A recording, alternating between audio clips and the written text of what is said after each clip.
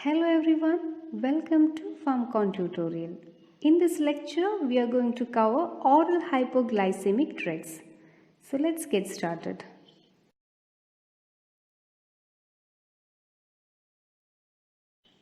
Oral hypoglycemic drugs are agents used in the treatment of diabetes mellitus. Diabetes mellitus is a chronic metabolic disorder characterized by hyperglycemia as a result of inadequate insulin production or resistance of the body cells to the action of insulin. Hyperglycemia is a condition of high blood glucose concentration and which occur because of the uncontrolled hepatic glucose output, reduced uptake of glucose by skeletal muscle, and reduced glycogen synthesis. When the renal threshold for glucose reabsorption is exceeded, glucose spills over into urine, leading to glycosuria, polyuria, and in turn results in polydipsia. Diabetic ketoacidosis is an acute emergency developed in the absence of insulin and elevation of glucagon. Ketoacidosis is developed when the glucagon stimulates mitochondrial conversion of free fatty acid into ketones. The major ketone acids produced are acetoacetic acid and beta-hydroxybutyric acid. These strong organic acids create metabolic acidosis.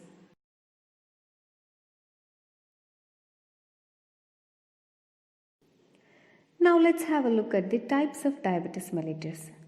Type 1 diabetes mellitus, which is previously known as insulin-dependent diabetes mellitus or the juvenile onset diabetes mellitus, occur in patients below 20 years of age.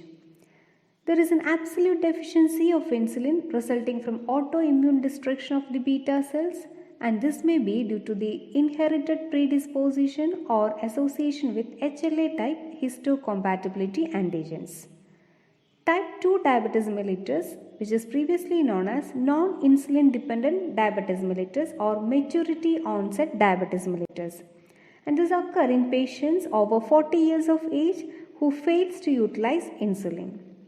This type 2 diabetes mellitus is accompanied by insulin resistance, impaired insulin secretion due to decline in beta cell function.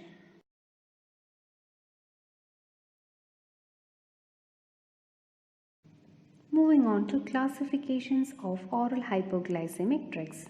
The first class of drug coming under this category is the insulin secretagogue, of which the subclassification is sulfonylureas. The first generation include tolbutamide, chlorpropamide.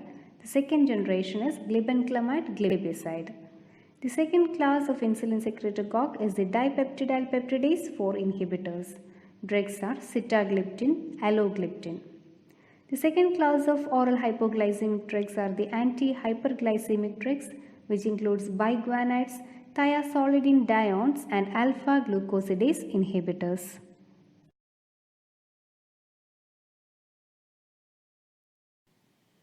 Now let's have discussion regarding each class of drugs.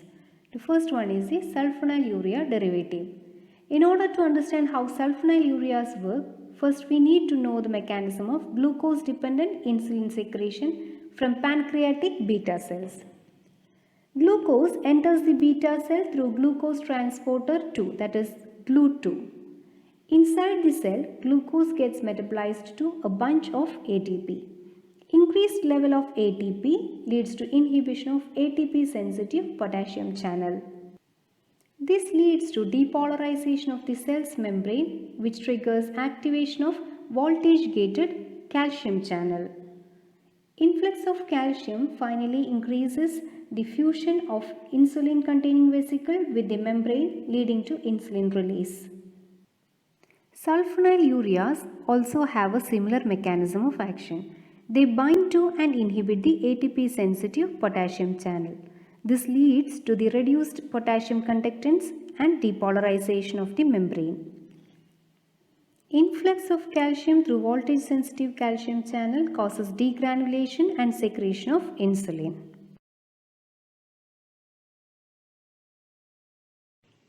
Now let's see the ADME of sulfonylurea. They are well absorbed after oral administration, reaches peak plasma concentration within 2 to 4 hours. metabolized in liver and kidney and excreted via urine. Crosses placenta and enters breast milk, so contraindicated in case of pregnancy and lactation.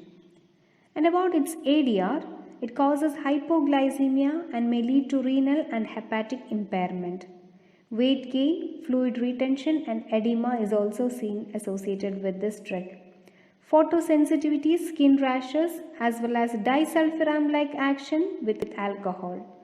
This disulfiram-like action with alcohol is due to inhibition of alcohol dehydrogenase and causing accumulation of aldehyde dehydrogenase leading to headache, nausea, vomiting and sweating.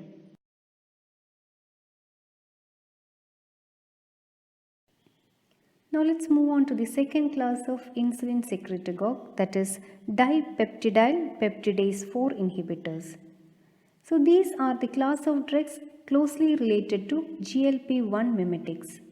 Now what is GLP-1 and GIP hormones? So these are the hormones produced by the GIT in response to incoming nutrients so that it contributes to the glucose homeostasis. So DPP-4 is an enzyme that inactivates endogenous GLP-1 and GIP hormone. Now by inhibiting this enzyme, that is DPP-4, we can enhance the effect of incretin hormones, that is the GLP-1 and GIP hormones. By promoting the activity of GLP-1 and GIP hormone, we can increase the insulin secretion, decrease gastric emptying and reduce glucagon release. Drugs acting via this DPP-4 inhibition is elogliptin, linagliptin, etc.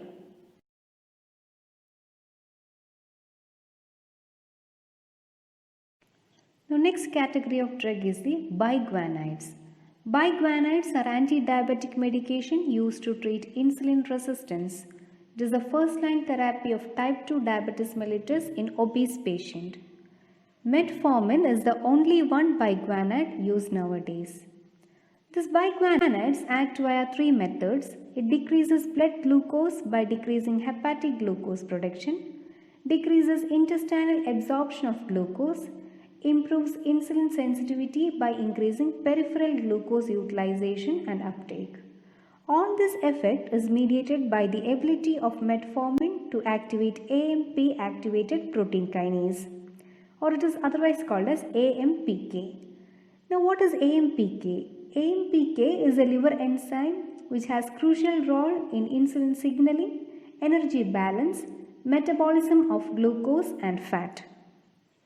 Metformin causes increased AMPK activity in skeletal muscles, which facilitates the opening of GLUT4 in plasma membrane and leads to insulin-dependent glucose uptake. And we know there is no medication which is perfect. And so the ADR associated with this biguanides are abdominal pain, anorexia, nausea, vomiting, metallic taste and lactic acidosis. This lactic acidosis is caused by decrease in liver uptake of serum lactate, which is a substrate of gluconeogenesis. Metformin is given with caution in patients with renal impairment and causes vitamin B12 deficiency with long-term therapy.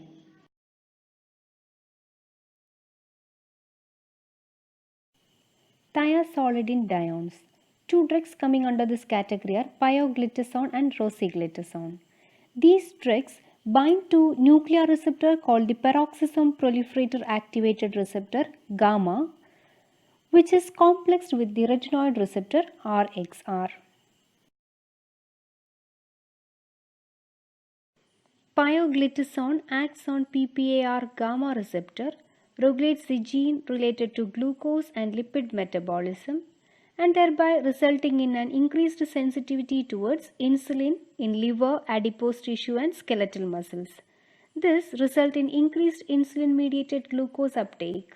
Therefore, it is also known as insulin sensitizer. Hence, it is obvious that pioglitazone requires the presence of insulin for its pharmacological action and is not indicated in type 1 diabetes mellitus.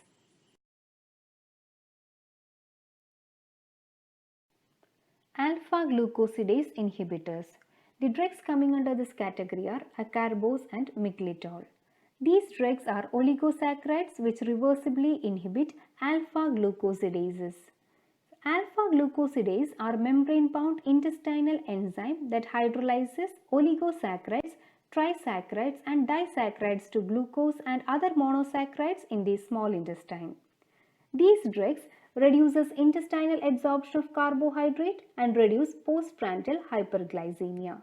They are well absorbed, distributed, metabolized in liver and excreted unchanged by kidney. The ADR associated are flatulence, diarrhea, abdominal pain.